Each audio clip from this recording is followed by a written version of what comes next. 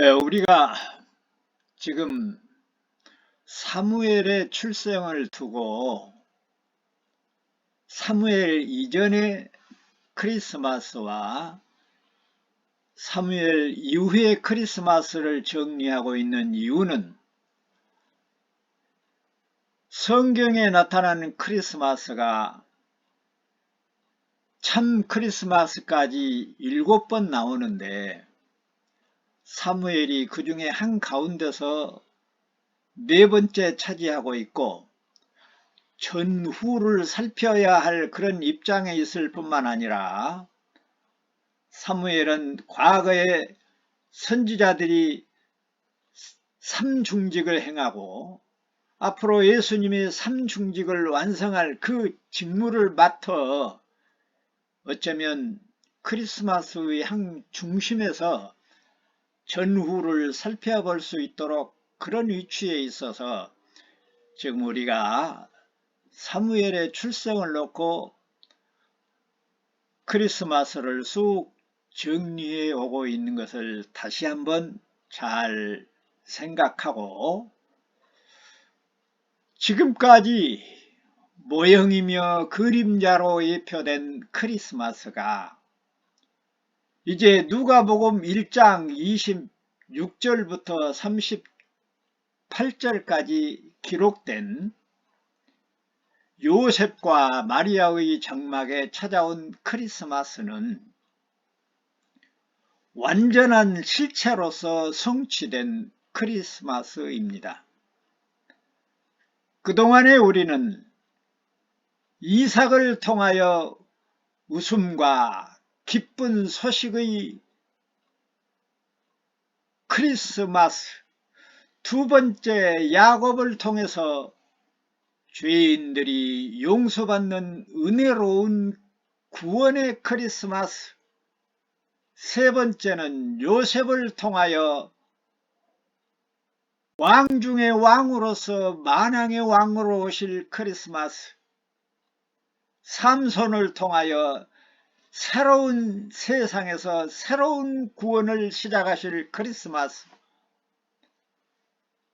사무엘을 통하여 삼중직을 완성하여 참 제사장, 참 선지자, 참 왕으로 오실 크리스마스.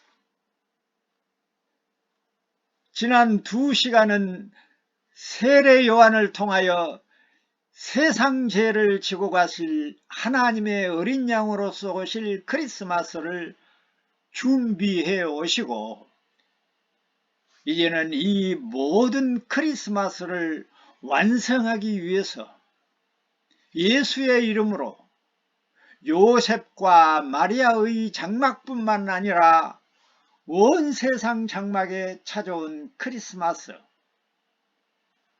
하나님이 사람 되어 오심으로써 성취되고 완성된 크리스마스를 오늘은 살펴보도록 하겠습니다. 그래서 오늘 완성되고 성취된 크리스마스를 통하여 사무엘서 1장도 마치겠습니다. 그리고 다음 주부터는 사무엘서 2장을 들어가도록 할 것입니다. 창조주 하나님은 자신이 완성할 하나님의 나라의 조건으로 믿음을 설정했습니다. 믿음이 없이는 하나님의 나라에 들어갈 수가 없습니다.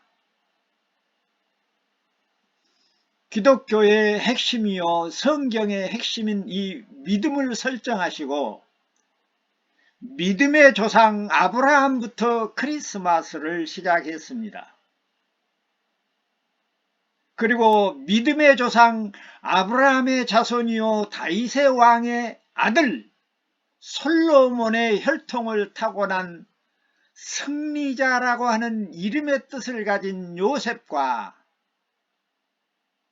대제사장 아론의 후예요 제사장의 자카리아스, 사가리아 아내 엘리사벳의 사촌으로서 하늘을 가리키는 높다라고 하는 이름의 뜻을 가진 마리아를 통하여 크리스마스를 완성하셨습니다.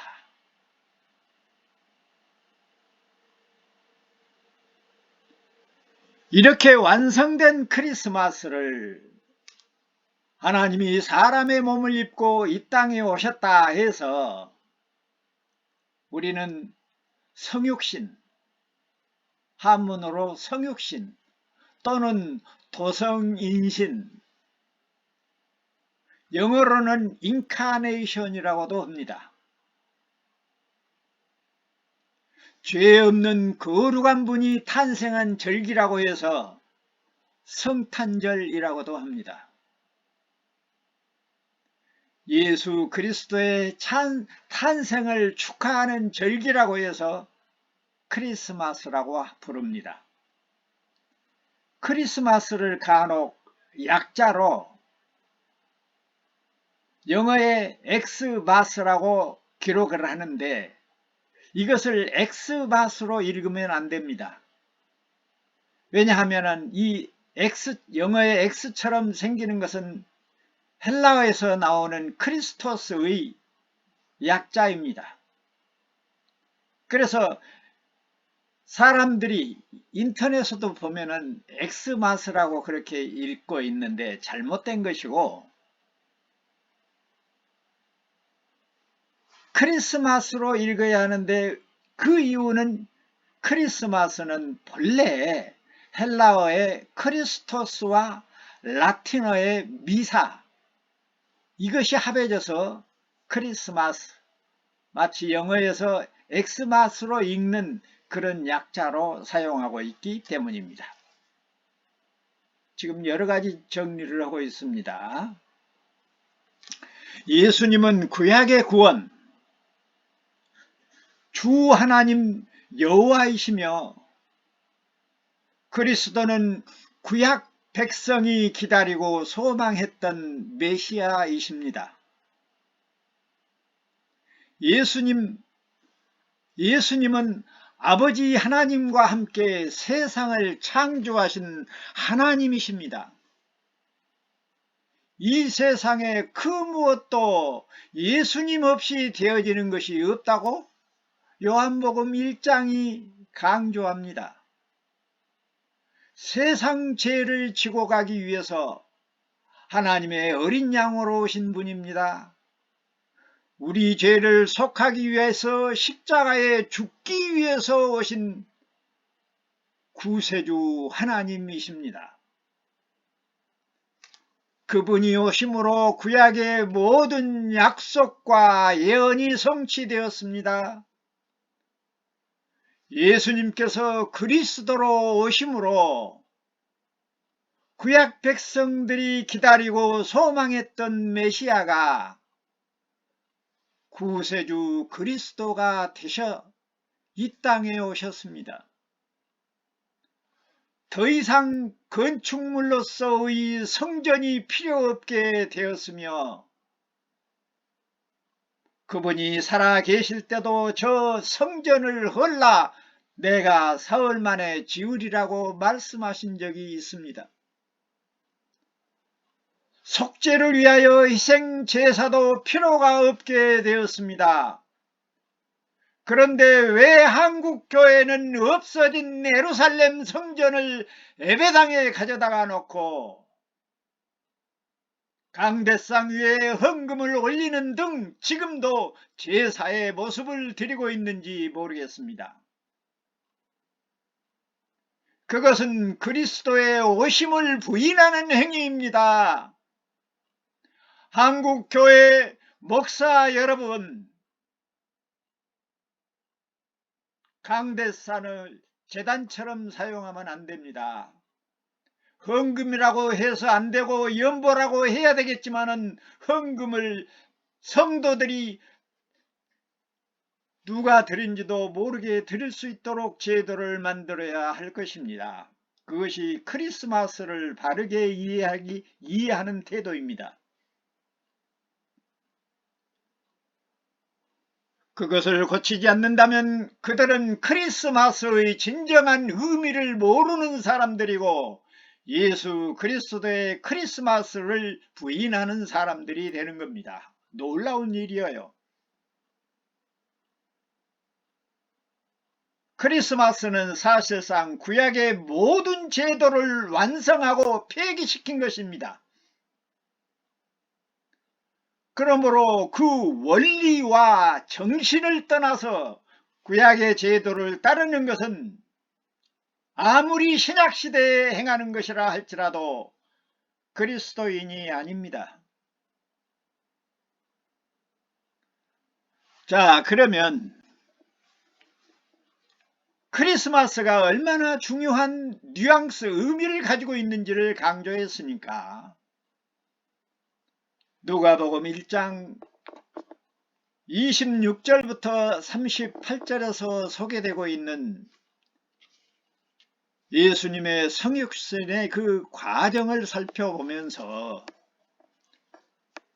크리스마스를 감사하고 찬양하도록 그렇게 하겠습니다. 누가복음 1장 26절 이하에 나오는 마리아에게 천사가 나타나서 예수님의 출생 예고를 하는 내용입니다. 본문을 읽는 것이 오히려 본문의 내용을 그대로 소개하는 것이 오히려 정직하다 싶어서 누가복음 1장 26절부터 38절까지 보면 예수님의 수태고지가 기록되어 있습니다. 그러니까 엘리사벳이 세례 요한을 잉태한 지 6개월이 되었을 때입니다. 천사의 가장 우두머리로 알려진 가브리엘이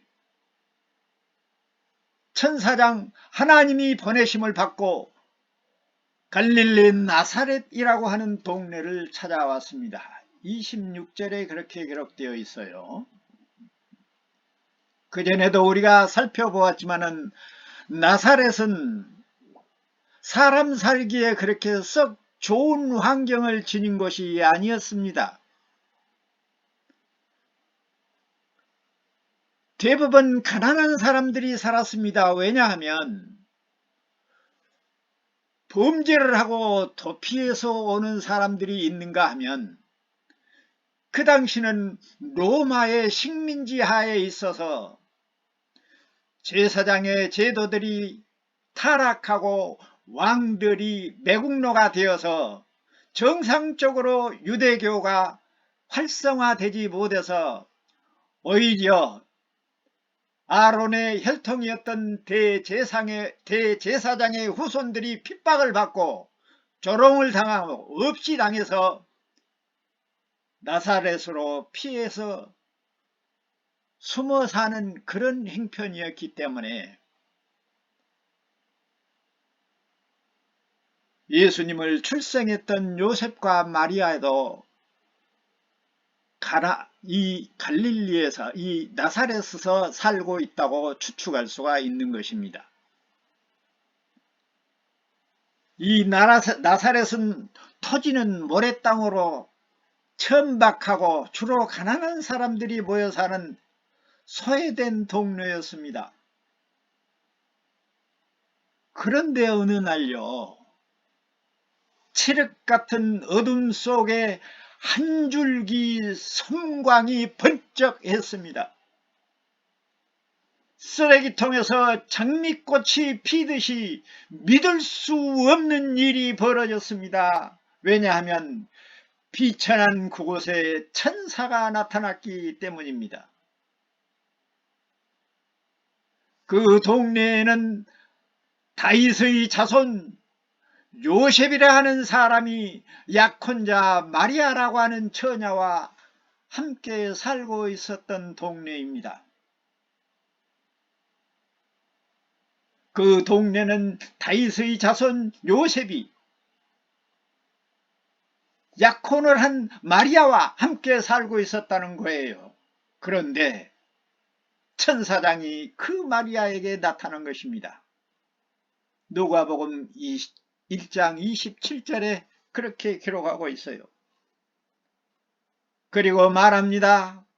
은혜를 받은 여자여 평안할지어다. 주께서 너와 함께 하시도다 라고 말했습니다. 우리가 지금까지 강조하고 강조하는 임마누엘, 너와 함께한다.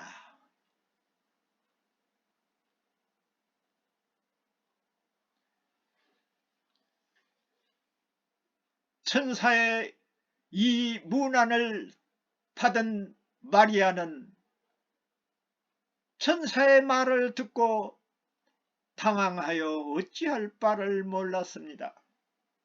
이 내용을 읽는 우리들도 감격스러운데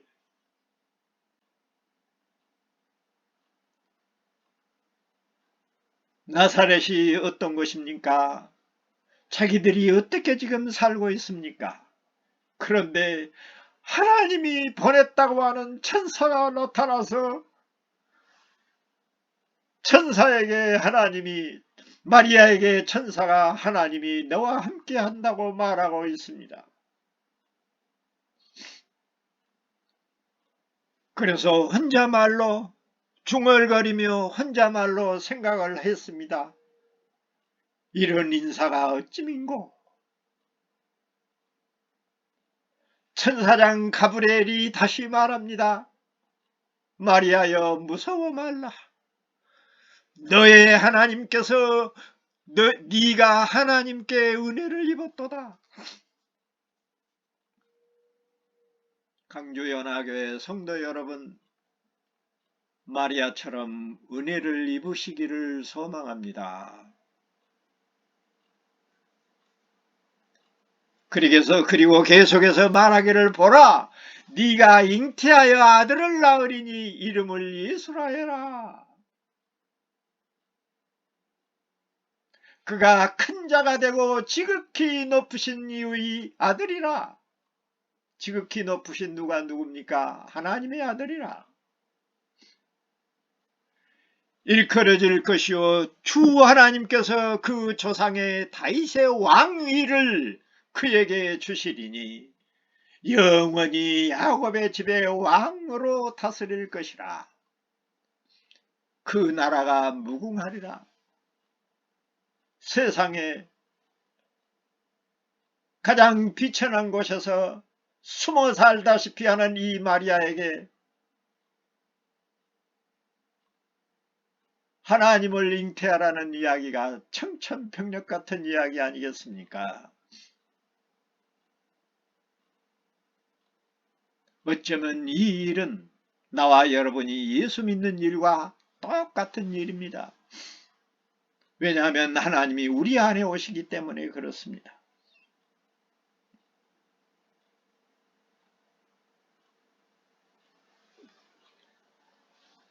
천사의 말을 들은 마리아가 천사에게 말을 합니다. 나는 남자를 아직 알지를 못하는데 어찌 그런 일이 있을 수 있겠습니까? 누가복음 1장 34절에 그렇게 물어요. 천사가 또 대답합니다. 성령이 너에게 임하여 지극히 높으신 이의 능력이 너를 덮으시니 이러므로 나실 바 거룩한 이는 하나님의 아들이라 일컬어지리라. 이런 본문을 보고 이단들이나 예수 그리스도의 성육신을 부인하는 사람들이, 놀리는 사람들이 하나님과 마리아가 성교했다, 그래서 예수님이 나왔다, 이렇게 이야기를 합니다.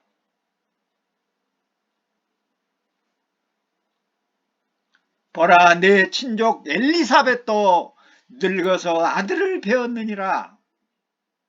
본래 임신하지 못한다고 알려진 네가 이미 6달이 되었나니 대제어 하나님의 모든 말씀은 능하지 못하심이 없느니라.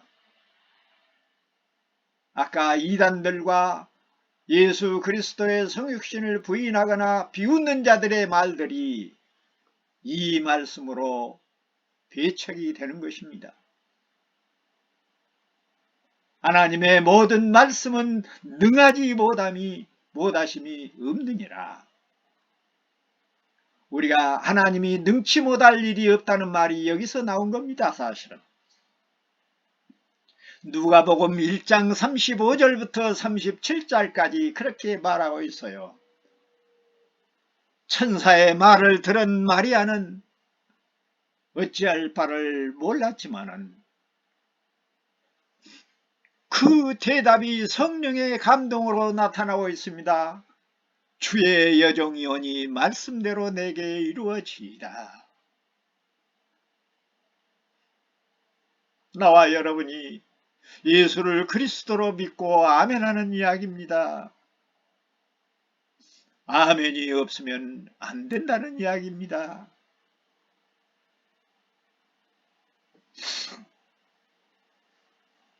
천사의 말을 수납한 이 마리아에게 천사가 떠나갔습니다. 바로 이 내용이 천사 가브리엘이 마리아에게 나타나서 예수님을 잉태한 사실을 수태고지라, 예수님 잉태의 수태고지라. 바로 천사가 고지함으로 말미암아 마리아가 예수님을 잉태하게 된 겁니다. 그 증거가 바로 따로 나와요.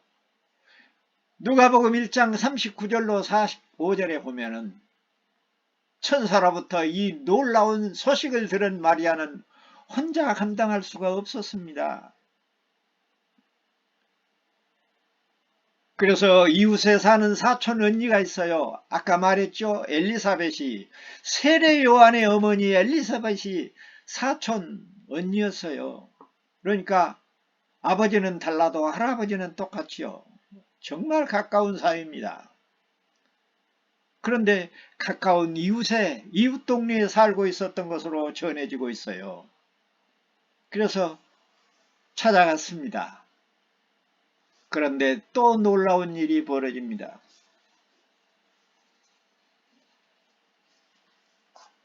누가복음 1장 39절로 45절에 보면 마리아가 엘리사의 집에 찾아갔을 때 엘리사는 이미 태중에 세례 요한을 6달 동안 담고 있었을 그때였습니다. 그런데 이 엘리사벳의 태중에 있는 세례 요한이 마리아의 태중에, 이제 수태된 태중에 있는 예수님을 환영하면서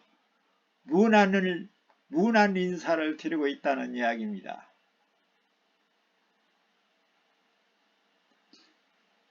사람들이 할 수 있는 일입니까?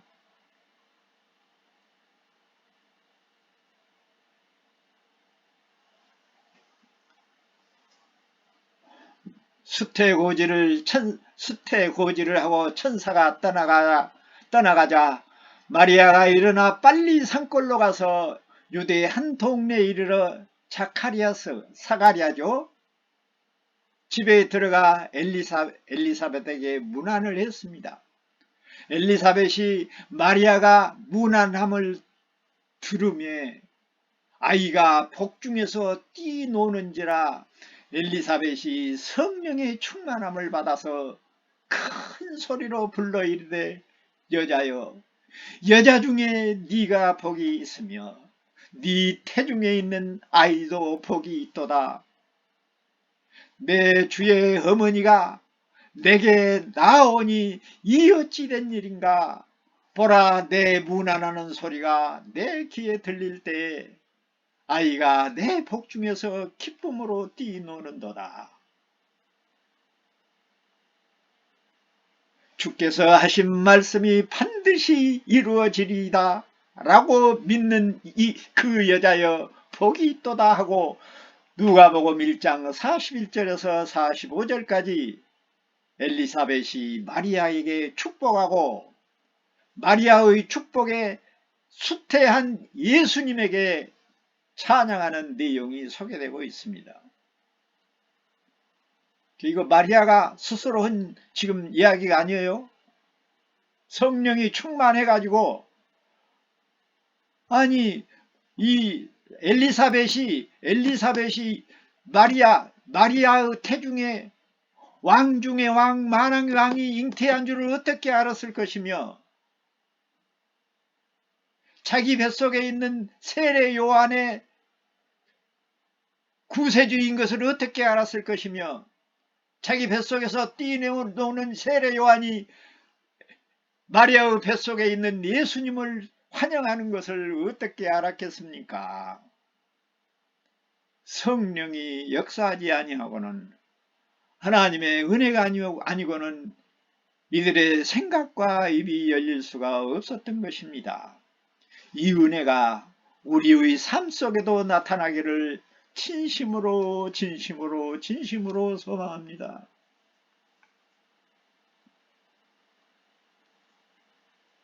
엄밀히 따지면 우리의 생각과 우리의 말 한마디 한마디도 우리가 한다고 생각하면 안 됩니다.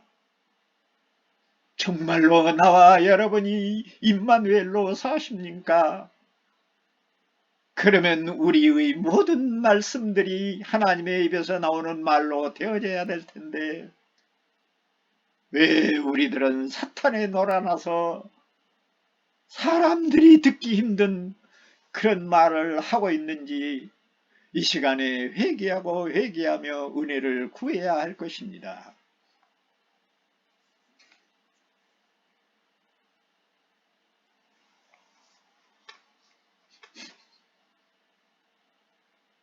엘리사벳의 축복으로 그 화답으로 마리아의 찬양을 한번 들어봅시다.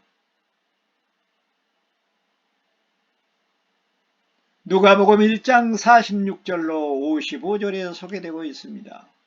유명한 내용입니다.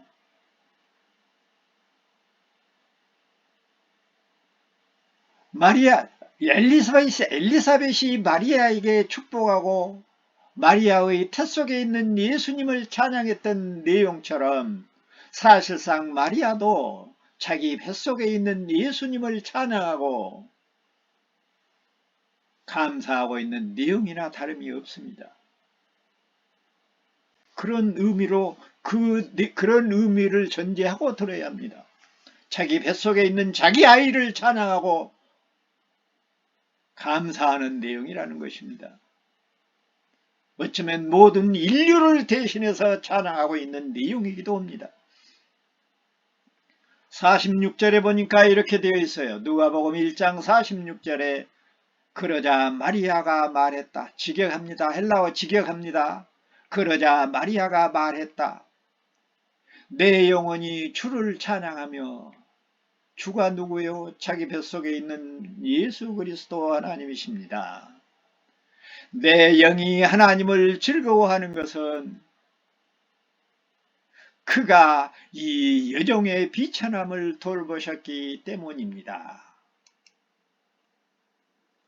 여기서 하나님이라고 하고 주라고 할 때에 자기 뱃속에 있는 예수님을 배제한 하늘에 있는 하나님만으로 생각하면 큰 오산입니다. 왜냐하면 하늘에 계신 하나님이 마리아의 태중에 와 있기 때문에 동일하신 분입니다. 하나님이 사람의 몸을 입고 오신 분이어요. 그러니 마리아는 지금 저 하늘에 있는 하나님을 찬양하고 있으면서도 자기 안에 있는 하나님을 찬양하고 있는 것을 여러분이 명심해야 됩니다. 그래서 우리가 감사와 찬양을 저 하늘을 보고 할 수 있지만은 내 안에 나와 함께 하시고 내 인격을 주장하시는 임마누엘 하나님을 감사하고 찬양하는 습관과 버릇과 인식이 확신이 있어야 합니다. 보십시오. 지금부터 모든 세대는 나를 복이 있다고 할 것이니 이제 이해가 되지요? 자기 스스로가 하나님을 잉태했으니 이보다 더 큰 복이 없다고 시인하는 것입니다. 그러니 나와 여러분도 하나님을 모시고 있으니 얼마나 복 있는 자들입니까? 이는 전능하신 분이 나를 위해 큰 일을 하셨기 때문입니다. 마리아가 고백하고 있는, 찬양하고 있는, 감사하고 있는 내용을 지금 직역하고 있습니다. 그 이름은 거룩하고 50절에 보니까 그의 자비하심은 그를 경외하는 사람들에게 대대로 미칩니다. 51절에 보니까 그는 그의 팔로 권능을 행하시고 그의 마음 속으로 교만하게 생각하는 사람들을 흩어버리셨습니다. 52절 직역합니다. 그는 통치자들을 왕자에서 끌어내시고 비천한 사람들을 높여주셨습니다. 예수님 이야기하고 있잖아요. 굶주린 사람들을 좋은 곳으로 배불리시고 오병이어의 사건이 여기에서 나타나고 있습니다. 부요한 하나님을 빈손으로, 부요한 사람들을 빈손으로 보내셨습니다. 54절에 보니까 그는 자비를 기억하여 자기의 종 이스라엘을 도우셨습니다.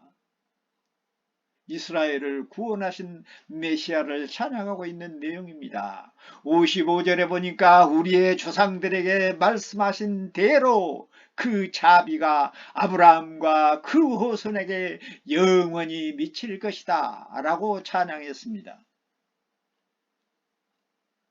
마리아의 찬양은 방금도 말씀드렸지만은 자기 뱃속에 있는 아들 예수 그리스도에 대한 찬양이었습니다. 많은 주석서들이나 참고서들을 보면은 자기 아들이라고 하는 내용들을 빼버리고 저 하늘에 있는 하나님께만 감사하고 있는 것으로 해석하고 이해하는 것은 정말로 더 개진해야 할 사항입니다. 하나님은 멀리 계시지 않습니다. 마리아의 뱃속에 와 계셨습니다. 하나님을 잉태한 여인을 어찌 복이 있다 하지 않을 수 있겠습니까? 하나님을 모시고 사는 나와 여러분이 어찌 복이 없다고 말할 수 있겠습니까? 어떠한 힘든 일이 있더라도 이 복된 일 때문에 인내하고 견뎌내시기를 바랍니다.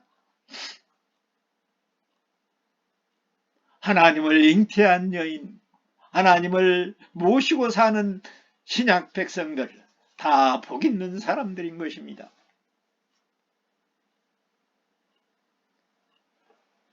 과연 여인 중에 여인으로 선택받은 마리아였습니다. 오죽하면 성모 마리아라고 했겠습니까? 그처럼 나와 여러분들의 자녀들이 하나님의 백성이라면 나와 여러분 또한 사람들 중에 사람이 될 것입니다.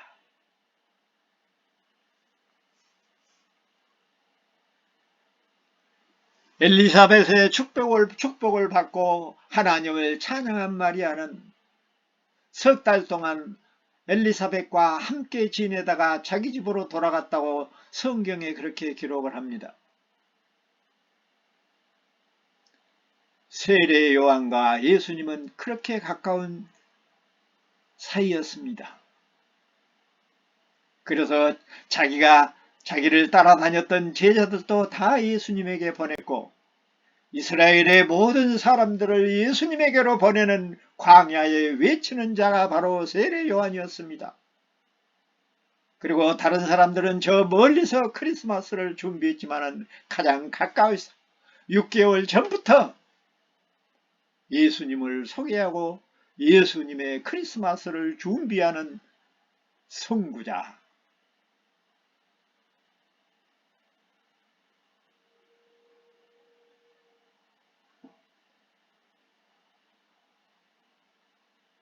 세례 요한이 출생하자 말문이 막혔던 사가랴의 말문이 터졌습니다. 자카리아스와 엘리사벳의 장막에 크리스마스가 왔으며 세례 요한이 출생한 후에 또 6개월이 있다가 요셉과 마리아의 장막에 완전한 실체의 크리스마스가 왔던 것입니다. 그러나 지금까지 모든 크리스마스는 자기의 집안에서 크리스마스를 맞이했지만은 요셉과 마리아의 크리스마스는 자기들의 고향이기는 했어도 실제로 살고 있는 집이 아니었습니다. 왜냐하면 때마침 로마의 왕 가이사 아구스도가 영을 내어서 천하를 다 호적을 하도록 그렇게 명령을 했어요. 그때 당시에 로마는 지중해 연안을 모두 식민지로 통치했던 대국이었습니다. 가끔 그런 대국들은 세금을 거두어 들이기 위해서나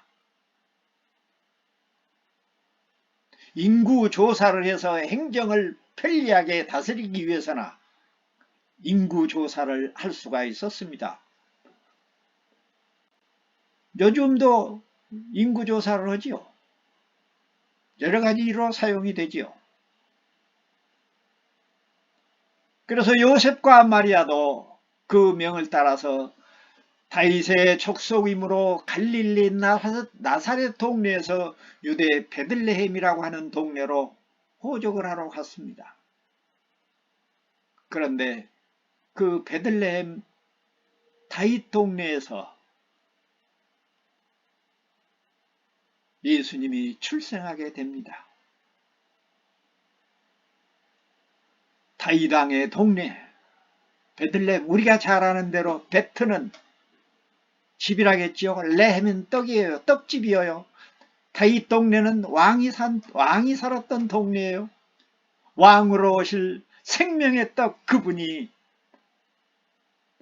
베들레헴에서 출생하십니다. 이거 우연한 일입니까? 이 로마의 왕 가이사 아구스도가 영을 내리는 것도 하나님이 개입되어 있는 것을 우리는 여기서 알 수 있는 것입니다. 그런 점에서 우리의 마음에 맞든 맞지 않든 세상에 일어나는 모든 일들은 하나님이 역사하고 계시는 것을 명심해야 됩니다. 윤석열 대통령이 서로 마음에 들지 않는다 할지라도 그를 통해서 하나님이 하실 일이 있을 줄로 믿습니다.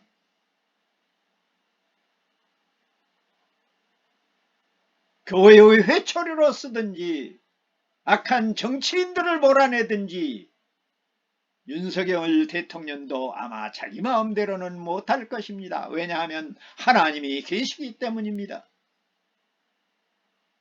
하나님이 어떤 방법으로 윤석열 대통령을 사용할지 모른다는 이야기입니다.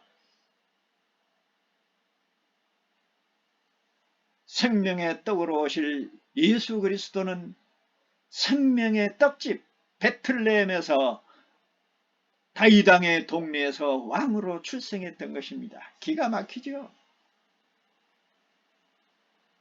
어떻게 사람이 계획한 것처럼 이렇게 맞춰질 수 있겠습니까?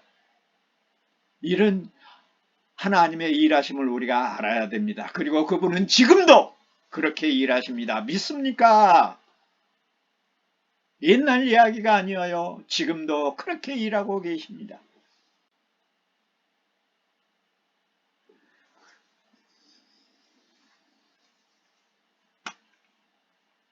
누가복음 2장 2절에서 그때가 이스라엘을 다스리던 로마 총독은 구레뇨 수리아 총독이라고 그렇게 소개하고 있습니다. 그러한 역사적 배경과 환경 때문에 요셉도 마리아와 함께 자기의 고향 베틀레헴으로 갔습니다. 그런데 그때 마리아가 예산한 날에 차서 아이를 낳았는데 또 기가 막힌 일이 나타납니다. 사람들이 호적을 하러 많이 모여들어 가지고 어디 여관이라도 들어가서 아이를 낳을 곳이 없어요. 그런데 말구유에 태양보다 더 밝은 빛이 내려 쪼였습니다. 왜냐하면 말구유에서 아이를 낳는데 아이를 강보에 싸서 바닥에 눕힐 수가 없으니까 말밥그릇에 구유에 넣었어요. 누가복음 2장 7절에 기록하고 있습니다. 밥그릇에 있는 밥은 먹어야지요. 말은 모든 하나님의 백성들의, 너무 제가 과장하고 있는가 모르겠습니다만은 베틀레헴도 떡집이지만은 말구유도 밥그릇입니다. 만민이 먹어야 할 밥그릇이요. 가장 비천한 말구유가 모두 만민이 먹을 밥그릇이 된 것입니다. 이런 이해를 주시고 이런 해석을 주신 하나님께 감사하고 찬양합니다. 예수님이 태어났을 때, 말구유에 누워졌을 때 그 동네 분위기가 누가복음 2장 8절부터 20절까지 적나라하게 소개되고 있습니다. 8절부터 한번 보시지요. 그 지역의 목자들이 밤에 밖에서 그 양떼를 지키더니 주의 사자가 곁에 서고 주의 영광이 그들을 두루 비추며 크게 무서워하는지라. 천사가 이르되 무서워 말라. 보라, 내가 온 백성에게 미칠 큰 기쁨의 소식을, 좋은 소식을 너희에게 전하노라. 오늘 다윗의 동네에 너희를 위하여 구주가 나셨으니 곧 그리스도 주시니라. 너희가 가서 강보에 쌓여 구유에 누인 이를, 아기를 보리니 이것이 너희에게 표적이라 하더라. 호련히 수많은 천군의 천사들과 함께 하나님의 찬송들이 울려 퍼졌습니다. 지극히 높은 곳에는 하나님의 영광이요, 땅에는 하나님의 기뻐하는 사람들 중에 평화로다. 놀라운 광경이었습니다. 역사적인 전무후무한 사건이었습니다. 이제 천사들이 하늘로 올라가 목자가 서로 말하되 이는 베들레헴으로 가서 주께서 우리에게 알리신 바 이루어진 일을 보자 하고 빨리 가서 마리아와 요셉과 구유에 누인 아기를 찾아서 보고, 천사가 자기들에게 이 아기에 대한 말한 것을 전하니 듣는 자가 다 목자들이 그들에게 말한 것을 놀랍게 여기되 마리아는 이미 알고 있었으므로 마리아는 이 모든 말을 마음에 새기고 생각했더라. 이렇게 기록하고 있어요. 목자들은 자기들에게 이르던 바와 같이 듣고 본 그 모든 것을 인하여 하나님께 영광을 돌리며 찬송하고 돌아갔다고 기록하고 있습니다. 예수님의 출생은 온 동네에 깜짝 놀라 천사들이 나타나 경배하며 별을 보고 따라왔던 목자들도 예물을 드리고 감사하며 찬양하고 돌아갔습니다. 구약의 메시아가 신약의 그리스도로 오신 것이 확인된 것입니다.